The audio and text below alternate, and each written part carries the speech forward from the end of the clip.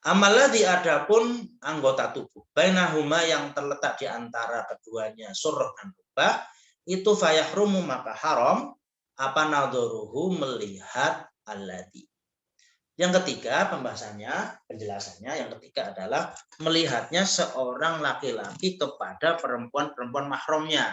Binasabin sebab nasab. Nasab itu orang tua, anak, itu contohnya begitu. Aurodoan atau tunggal susuan ya. Atau hubungan mertua menantu ya. Mertua kepada menantunya, menantu kepada mertuanya. Au amatu al muzawajah atau budak perempuannya yang sudah dinikah oleh orang lain. Fayajuzu maka boleh melihat seluruh anggota tubuh kecuali yang terletak di antara wudel atau pusar dan juga lutut seperti itu. Jadi kita misalkan ibu kita atau adik kita serumah dengan keluarga kita sering melihat misalkan keluarga kita keluar dari kamar mandi pakai handuk tok itu nggak masalah karena memang masih mahram ya, ibu kita sendiri, adik kita itu kan. Ya, itu boleh itu nggak mesti pantas dilakukan. Boleh itu berbeda dengan pantas. Kalau pantasnya tetap menutup bagian itulah supaya tidak terjadi sesuatu yang tidak diinginkan. Kemudian warabi'u adapun yang keempat itu an-nadhuru melihat ilal ajnabiyati kepada perempuan lain. Li ajli hajatin nikahi untuk kebutuhan nikah. Fayajuzu maka boleh lisyahsi untuk seseorang inda azmihi ketika dia berniat ala nikah imro'atin untuk menikahi seorang perempuan apa yang boleh an-nadhuru melihat ilal wajhi kepada wajah wal kafaini dan telapak tangan minha dari mar'ah zahirun secara zahir pada zahir wabat luar ya zahirun pada luarnya wabatinan dan pada dalamnya telapak tangan maksudnya wa illam tu'adzin meskipun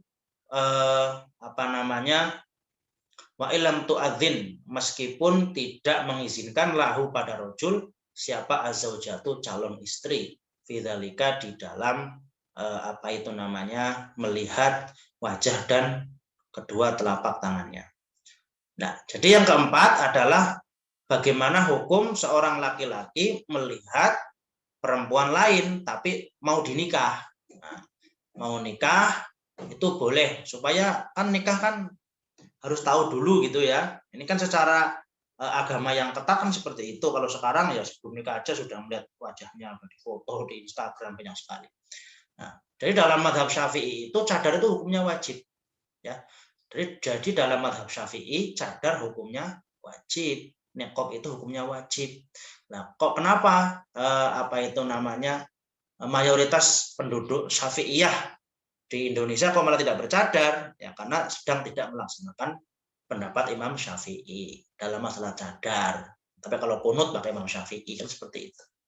Nah, jadi secara hukum Syafi'iyah bercadar itu hukumnya wajib. Nah, perempuan itu tidak boleh memperlihatkan wajahnya menurut Imam Syafi'i, menurut mazhab Syafi'i. Nah, boleh ketika dia mau menikah, nazar namanya, seorang laki-laki boleh melihat wajah perempuan calon makmumnya, calon istrinya itu diperbolehkan. Meskipun tidak mau, ya boleh. Harus dong, mau dinikahi kok nggak boleh ngeliat gimana. Wayang duru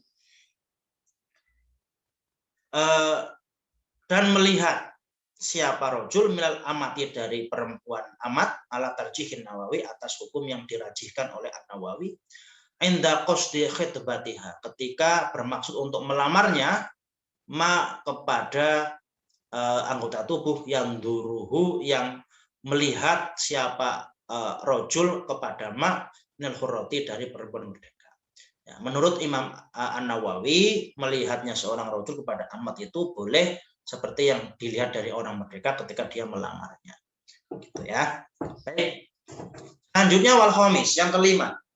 Adapun yang kelima, itu an-nadharu melihat lil mudawati untuk pengobatan. Fayajuzu maka boleh nadru tabibi melihatnya seorang dokter lil ajnabiyati dari orang perempuan lain, ilal mawadhi'i kepada atau ke tempat-tempat alati yang yahtaju, yang butuh siapa tabib, ilaiha kepada alati, fil mudawati di dalam pengobatan, hatta mudawatil farji sehingga mengobati farji.